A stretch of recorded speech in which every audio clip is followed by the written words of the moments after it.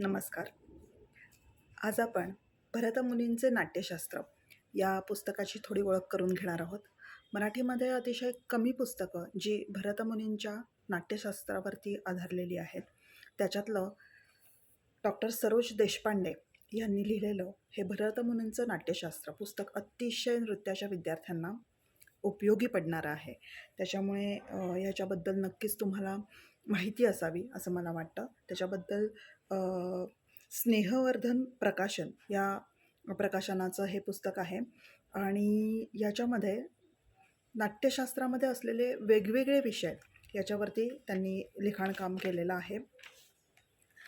त्याच्यामध्ये प्रामुख्याने नाट्याची उत्पत्ती, स्वरूप, प्रयोजन, तसंच नाट्यसंहिता, रचना आणि लेखन, रंगमंच आणि रंगमंडप, धर्मी आणि अभिनय संकीर्ण विषय आहेत. तसंच रसांवरती एक चॅप्टर आहे. अंगिक अभिनय, वाचिक अभिनय, सात्विक अभिनय आणि व्यभिचारी भावाभिनय याबद्दल आपल्याला डिटेल्स मिळतात. गती, आहारी अभिनय आणि इतर पुस्तकांचाही परिचय या पुस्तकामधून केलेला आहे. अतिशय सुंदर भाषा, मराठी अतिशय सोपी असल्यामुळे वाचताना आणि नोट्स काढताना अतिशय उपयोगी पडतं. गांधर्व महाविद्यालयाच्या नृत्याच्या परीक्षा असतात. तसंच BA आणि MA हे वेगवेगळ्या विद्यापीठातनं आज चालू आहे.